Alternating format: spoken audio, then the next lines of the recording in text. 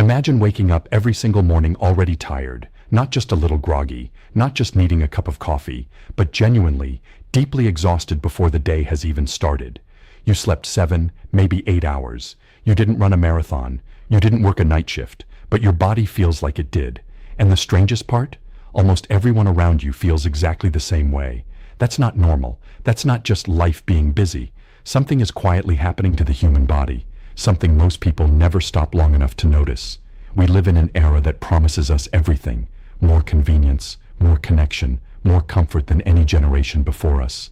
And yet, the rates of chronic fatigue, anxiety, inflammation, heart disease, depression, and metabolic illness have never been higher in recorded human history. We are, by almost every measurable standard, the most medically advanced civilization to ever exist, and somehow we are also among the sickest. That contradiction is what this video is about. The human body is one of the most extraordinary systems ever assembled. It has roughly 37 trillion cells, all working in precise coordination. Your heart beats about 100,000 times a day without you ever thinking about it. Your immune system identifies and neutralizes threats you never even became aware of. Your brain processes millions of pieces of sensory data every second, filtering out what it doesn't need and focusing on what it does. This machine, your body, was built by millions of years of evolution to survive, adapt, and thrive. But here's the thing. That evolutionary design was built for a world that no longer exists. A world where humans moved constantly throughout the day, where they ate food that required real effort to find, gather, and prepare, where darkness meant sleep and sunlight meant wakefulness, where stress was a short, intense burst of survival response, a predator, a flood, a threat, followed by long periods of recovery and calm. Everything your body was designed to do was shaped by that ancient rhythm, and in the space of just a few generations, we've completely dismantled that rhythm without ever asking whether our bodies could keep up. Think about what the average modern day actually looks like. You wake up to an alarm, which immediately spikes your cortisol, the stress hormone, earlier than your body was planning to produce it. You reach for your phone before your feet even hit the floor, and your nervous system is already processing news, messages, notifications, the psychological weight of your inbox. You haven't eaten yet, you haven't moved yet, but your brain is already running. You eat breakfast quickly, or skip it entirely. You sit in a car or on a train for your commute. You sit at a desk for hours. You eat lunch, probably something fast, probably while still looking at a screen. You sit some more. You come home tired. You sit on a couch and watch something to decompress. You stay up later than you should because it feels like the only time in the day that actually belongs to you. And then you do it all again tomorrow. Now I want you to understand something important. No single one of those things is catastrophic on its own. Missing sleep one night won't destroy your health. Sitting all day once won't kill you. Eating fast food occasionally won't collapse your immune system. The problem isn't any single thing. The problem is the relentlessness of it, the accumulation, the way all of these small deviations from what your body was designed for stack on top of each other, day after day, year after year, and quietly wear the system down. Scientists have a term for this. They call it allostatic load. It's essentially the total physiological cost of chronic stress on the body. Every time your body has to adapt to something, a poor night's sleep, a skipped meal, emotional pressure, physical inactivity, processed food, too much light at night, it pays a biological price. Hormones get released, inflammatory markers rise, the nervous system shifts into a higher state of alert, and when those demands never let up, when the body never truly gets to reset, that allostatic load builds and builds until something starts to crack. And this is where it gets interesting, because what cracks first isn't always what you'd expect. A lot of people assume that if something is seriously wrong with their health, they'll know it. They'll feel sharp pain. They'll get sick. Something obvious will happen. But the body doesn't work that way. The body is remarkably good at compensating, at hiding damage, at finding workarounds that keep the system running even when it's under serious strain. The warning signs that your body sends are often quiet, subtle things that are incredibly easy to dismiss. Constant fatigue is one. Not the kind of tired that goes away after a good night's rest. The kind that's always there, sitting in the background like a low hum you've gotten so used to, you don't even notice it anymore. Brain fog is another. That feeling of thinking through water, of words not coming as fast as they used to, of walking into a room and completely forgetting why. Digestive issues, bloating, discomfort, inconsistency that people chalk up to sensitive stomachs, but which are often signals that the gut microbiome is under stress. Skin problems, hair thinning, mood shifts that seem to have no cause, a general sense of not quite feeling like yourself. These aren't random annoyances. They are the body's early warning system. They are the body trying to tell you, in the only language it knows, that something in the system needs attention. And because modern culture has normalized all of these symptoms, because everyone around you has them too, so they feel like just part of being alive in the 21st century, most people don't take them seriously until something more dramatic happens. Let's talk about sleep, because if there's one single factor that underlies almost everything else, it's this. Sleep is not a passive state. It is one of the most biologically active things your body does. During deep sleep, the brain does something remarkable that was only discovered relatively recently.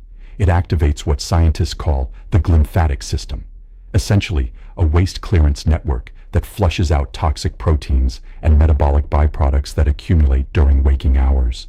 One of those proteins is called beta amyloid, which has been closely linked to Alzheimer's disease. When you don't sleep enough, that clearance system can't do its job properly. The waste builds up, night after night, year after year. But the effects of chronic sleep deprivation go far beyond brain health. Within just 24 hours of inadequate sleep, your body's insulin sensitivity drops significantly, meaning your cells become less efficient at processing sugar, pushing you toward a pre-diabetic metabolic state. Your cortisol levels rise, your immune function drops, your emotional regulation, the part of your brain that helps you respond calmly to stress rather than react, becomes dramatically less effective. And here's the part that most people don't fully absorb. You can't catch up on sleep. Not really. The research on sleep debt shows that even after several recovery nights, certain cognitive functions don't return to baseline the way we'd like to believe they do. The damage from chronic sleep deprivation is cumulative and partially irreversible. And yet, in modern culture, sleeping less is often treated as a badge of honor. I only need 5 hours. I'll sleep when I'm dead. These phrases get repeated casually, without people understanding what they're actually describing. They're describing a body that is slowly accumulating damage to its most vital systems, while the person wearing it wears their exhaustion like a symbol of ambition. Now let's talk about something that doesn't get discussed nearly enough, and that's the effect of light on the human body. Not sunlight, artificial light, specifically the blue wavelength light that radiates from every screen we own. Your phone, your laptop, your television, the LED lighting in your office and your home.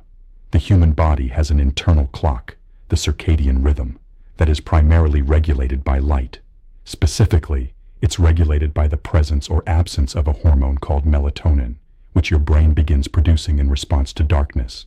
Darkness signals the body that it's time to slow down, repair, prepare for sleep. It's a signal that has been consistent for the entire history of human life on this planet. Until about 15 years ago, when we started carrying glowing rectangles everywhere we go and bathing ourselves in artificial light until the moment we close our eyes. Blue light from screens suppresses melatonin production directly. When you're scrolling your phone at 10 or 11 at night, your brain is receiving a signal that says it's still midday. Your body delays its entire sleep preparation cycle. And it's not just about falling asleep later, it's about the quality of the sleep you do get. The deep restorative stages of sleep are compromised. The hormonal rhythms that depend on a properly timed sleep cycle get thrown off. And this happens every single night for millions of people without them ever understanding why they wake up feeling like they never slept at all. But if sleep and light represent the nighttime side of this problem, then movement, or more precisely, the lack of it, represents the daytime side. The human body was not designed to be still. It was designed to move almost continuously throughout the day. Not necessarily with intense exercise, just regular, sustained, low-level movement, walking, carrying, bending, reaching. For the vast majority of human history, this kind of movement wasn't something people had to schedule or motivate themselves to do. It was simply what daily life required. Modern life has systematically removed that requirement. We have cars, elevators, escalators, delivery services, remote controls, voice assistants. Everything that might have once required physical action has been replaced by something that doesn't, and the result is a body that sits for an average of 9 to 10 hours a day. Researchers have started calling prolonged sitting the new smoking, a comparison that initially sounds dramatic but is grounded in real data. When you sit for long periods, circulation slows. The muscles in your legs, which normally act like pumps helping return blood to the heart, go largely inactive. Blood sugar regulation worsens, metabolic rate drops, and the psychological effects are significant too. Reduced movement is strongly associated with increased rates of depression and anxiety, independent of other factors. What makes this particularly insidious is that 1 hour of exercise a day does not, according to research, fully undo the damage caused by sitting for the remaining 15 to 16 waking hours. The body's metabolic health is influenced not just by peak physical activity, but by how much time you spend moving at all throughout the day. Brief, frequent movement, standing up, walking to get water, taking the stairs, stretching between tasks, has measurable effects on metabolic markers and mood that a single intense workout session simply doesn't replicate. The body wants to move through time, not just in concentrated bursts. Then there's food, and this is a topic where so much noise exists, so many competing diets, philosophies, and controversies, that most people have simply tuned out. But strip away all of that noise, and what you find is actually pretty simple. The human digestive system co-evolved with certain kinds of foods over millions of years. Foods that were dense in nutrients, complex in their fiber structure, and absent of things like concentrated refined sugars, seed oils, artificial emulsifiers, and preservatives. The gut microbiome, the trillions of bacteria that live in your digestive tract and play a critical role in your immune function, your mental health, and your metabolism, is extremely sensitive to what you feed it, and we are, collectively, feeding it extraordinarily poorly. Ultra-processed food now makes up more than half of the caloric intake for the average American. These are foods that have been chemically modified far beyond anything the human body has evolutionary experience handling. They're engineered to override the body's natural satiety signals, the signals that would normally tell you when you've had enough, by creating combinations of salt, sugar, and fat that your brain's reward circuitry has no built-in off switch for. You don't overeat broccoli. Your body knows when to stop, but your brain's dopamine system has no natural stopping point for a product that was scientifically designed to be hyperpalatable. This isn't a willpower issue. It's a neurological mismatch between ancient biology and modern food engineering. The consequences of this mismatch run deeper than weight gain. Chronic inflammation, the kind that sits quietly inside the body and drives disease without causing obvious symptoms, is strongly tied to the quality of what we eat. And inflammation, it turns out, is implicated in almost every major chronic disease that modern humans disproportionately suffer from. Heart disease, type 2 diabetes, certain cancers, Alzheimer's, depression. The gut, when chronically inflamed, becomes what researchers call leaky, meaning its normally tight cellular lining develops microscopic gaps that allow partially digested food particles and bacterial toxins to enter the bloodstream, triggering immune responses throughout the entire body. A compromised gut is not just a digestive problem, it is a systemic problem. And while we're talking about the mind-body connection, and it is absolutely a connection, not a metaphor, we have to talk about chronic stress, because the modern world has created a stress environment that is almost perfectly designed to keep the human nervous system locked in a low-grade state of activation. Social media creates constant social comparison. The news cycle produces a relentless stream of threat signals. Financial pressure, relationship complexity, career uncertainty, the noise of a world that never fully quiets down. All of these things register in your brain's threat detection system as signals requiring a response. And your body, which cannot distinguish between a genuine physical threat and the psychological threat of reading a stressful email, responds the same way every time. It releases cortisol and adrenaline. It elevates your heart rate. It redirects blood flow away from your digestive and immune systems toward your muscles. It puts you on alert. That response is brilliant in the short term. It's what kept your ancestors alive. But it was designed for threats that end, predators that either catch you or don't, storms that pass, dangers that resolve. The modern threat landscape never fully resolves. The email inbox refills as fast as you empty it. The news finds a new crisis before the last one has faded. Social pressures don't have natural endpoints, so the alarm stays on. The cortisol keeps flowing. The nervous system stays elevated. And over time, a body that lives in a constant low-grade state of stress pays an enormous price. in hormonal disruption, immune suppression, sleep degradation, cardiovascular strain, and a kind of psychological numbness that makes it harder and harder to feel genuine joy. What's remarkable is how normalized all of this has become. We've built an entire culture around managing the symptoms of this problem rather than addressing the problem itself. Billions of dollars in coffee sales, energy drinks, and stimulant supplements to push through fatigue that wouldn't exist if we slept and lived properly. Billions more in antacids and digestive aids for guts under chronic dietary assault. Anti-anxiety medications for nervous systems that have never been taught how to truly rest. Sleep aids for people whose biology has been disrupted by artificial light and chronic cortisol. We are treating the outputs of a broken system while leaving the system itself untouched. And here's what I find the most thought-provoking part of all of this. None of what I've described is mysterious. None of it requires cutting-edge medical research to understand or to address. The science of sleep, of movement, of food quality, of stress regulation, of light exposure, it's not new, and it's not complicated at its core. The problem is that the very conditions of modern life make it difficult to prioritize these things, and the culture we've built doesn't frame them as priorities. We frame productivity as virtuous and rest as lazy. We frame convenience as progress and physical effort as inconvenient. We frame being constantly connected as normal and being genuinely still as suspicious.